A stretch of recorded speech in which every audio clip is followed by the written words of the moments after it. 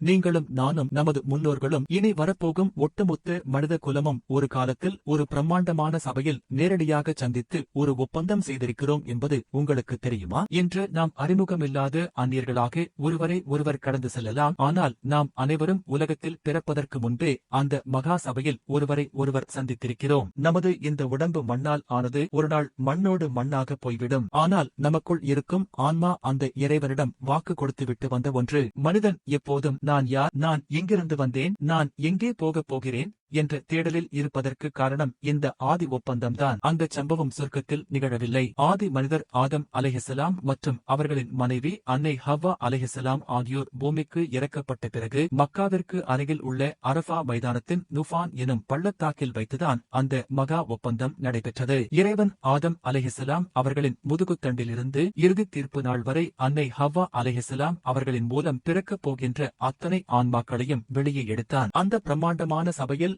நாமெல்லாரும் ஆன்மாக்களாக திரட்டப்பட்டிருந்தோம். அங்கே எந்த மத அடையாளமோ மொழி பாகுபாடோ இருக்கவில்லை. அனைத்து புகழும் அகிலங்கள் அனைத்தையும் படைத்து பரிபாலிக்கும் அந்த ஏக இறைவன் ஒருவனுக்கே உரித்தாகட்டும். அந்த புனிதமான சபையில் அகிலத்தின் அதிபதி இறைவன் நம் அனைவரையும் பார்த்து நேரடியாக ஒரு கேள்வியை கேட்டான். இதுதான் வரலாற்றின் முதல் கேள்வி. அலஸ்து பிரபிகம், அதாவது நான் உங்கள் இறைவன் இல்லையா என்று கேட்டான். அத்தனை ஆன்மாக்களும் அந்த பேருண்மையை உணர்ந்து ஒரே குரலில் பதிலளித்தன, பலா ஷஹித்னா, அதாவது நிச்சயமாக இறைவா, நீயே எங்கள் இறைவன், இதற்கு நாங்கள் சாட்சி சொல்கிறோம் என்று அன்று நாம் அனைவரும் வாக்கு கொடுத்தோம். அல்லாஹ் இந்த சம்பவத்தை திருக்குரானில் 772வது வசனத்தில் பதிவு செய்துள்ளார். நாம் அனைவரும் ஒரு காலத்தில் ஒரே கொள்கையில் இருந்தோம் என்பதற்கு இதுவே மிகப்பெரிய சான்று. இறைவன் இந்த ஒப்பந்தத்தை ஏதோ ஒரு விளையாட்டாக செய்யவில்லை. மறுமை நாளில் நாம் இறைவனின் முன்னால் நிற்கும்போது, இறைவனே, இப்படி ஒரு உண்மை எனக்கு தெரியாது என்றோ, என் முன்னோர்கள் வழிதவறினார்கள், அதனால்தான் நானும் அவ்வாறு செய்தேன் என்றோ யாரும் சாக்கு போக்கு சொல்லக்கூடாது என்பதற்காகவே இந்த சாட்சியம் பெறப்பட்டது. உங்கள் ஆன்மா உங்கள் பெற்றோருக்கு முன்னால், உங்கள் சமூகத்திற்கு முன்னால் இறைவனை சந்தித்துவிட்டது. இவ்வளவு பெரிய உடன்படிக்கையை இன்று நாம் ஏன் மறந்தோம்? அங்கே ஒரு சம்பவம் நடந்தது. அந்த சபையில் ஆதம் அலைஹிஸ்ஸலாம் அவர்கள் தனது மகன் தாவூது அலைஹிஸ்ஸலாம் அவர்களின் ஒளியைக் கண்டு வியந்து தனது 1000 ஆண்டு ஆயுளில் இருந்து 40 ஆண்டுகளை அவருக்கு தானமாக வழங்கினார்கள். ஆனால் காலம் கடந்து மரண தூதுவர் வந்தபோது தான் கொடுத்த வாக்கை ஆதம் அலைஹிஸ்ஸலாம் மறந்தார்கள். நபி ஸல்லல்லாஹு அலைஹி வஸல்லம் அவர்கள் சொன்னார்கள், ஆதம் மறந்தார், அதனால் அவரின் சந்ததிகளும் மறக்கக்கூடியவர்களாகி விட்டனர். இன்று நாம் ஏன் இறைவனை தேடுகிறோம்? அந்த நினைவுகள் நம்மிடமிருந்து மறக்கடிக்கப்பட்டு விட்டாலும் நம் ஆழ்மனதில் ஒரு சிறு ஒளி இன்றும் எரிகிறது. அதைத்தான் நபி ஸல்லல்லாஹு அலைஹி வஸல்லம் அவர்கள் பித்ரா, தூய இயற்கை நிலை என்கிறார்கள். ஒவ்வொரு குழந்தையும் பித்ரா எனும் தூய இயற்கை நிலையிலேயே பிறக்கின்றது என்பது நபிகளாரின் வாக்கு.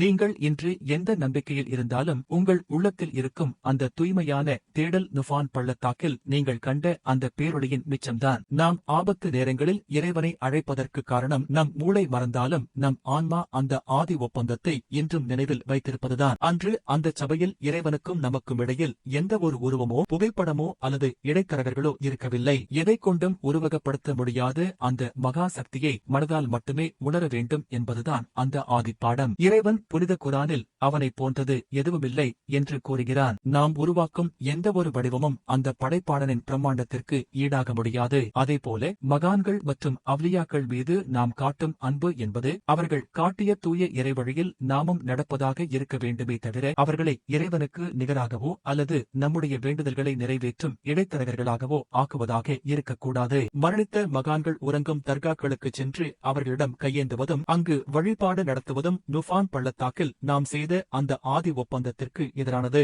இறைவன் நமக்கும் அவனுக்கும் இடையில் எந்த இடைத்தரகர்களையும் வைக்கவில்லை என்பதை நாம் உணர வேண்டும். இந்த உலக வாழ்க்கை என்பது ஒரு பரீட்சை. மரணத்திற்கு பிறகு அந்த சத்தியத்தை செய்த ஆன்மா மீண்டும் அந்த இறைவனிடமே திரும்பிச் செல்லப் போகிறது. அங்கே இறைவன் நம்மிடம் கேட்பான், அன்று நீ கொடுத்த வாக்கிற்கு இந்த உலகில் உண்மையாக நடந்தாயா என்று. இந்த கேள்விக்கு முன்னால் நாம் தலை நிமிர்ந்து நிற்க வேண்டுமானால் முதலாவதாக இறைவனுக்கு இணையாக எதையும் எவரையும், அது கல்லோ மண்ணோ அல்லது மனிதர்களோ கருதாமல் அவனிடமே நேரடியாக கையேந்தும் தூய ஏகத்துவத்திலும், இரண்டாவதாக நமது சொல் செயல் பொருளாதாரத்தில் தூய்மையை பேணும் நேர்மையான வாழ்விலும், மூன்றாவதாக படைப்புகள் அனைத்தும் இறைவனின் குடும்பம் என்ற அடிப்படையில் சக மனிதர்களுக்கு உதவும் உயரிய மனிதநேயத்திலும் நாம் உறுதியாக இருக்க வேண்டும். நண்பர்களே, நாங்கள் உங்களை ஒரு புதிய மதத்திற்கு அழைக்கவில்லை. மாறாக நீங்கள் அந்த நுஃபான் பள்ளத்தாக்கில் இறைவனிடம் எந்த ஒரு தரையும் இன்றி எவ்வளவு தூய்மையாக பேசினீர்களோ அதே தூய்மையான பித்ரா எனும் அந்த ஆதி நிலைக்கு திரும்புங்கள். தர்காக்களையோ அல்லது மனிதர்களையோ சார்ந்து வாழும் நிலையிலிருந்து விடுபட்டு படைத்தவனுக்கு மட்டுமே அடிபணிந்து மனித நேயத்துடனும் தூய இறை நம்பிக்கையுடனும் வாழும் நன்மக்களாக இறைவன் நம் அனைவரையும் ஆக்கி அருள்வானாக. ஆமீன்.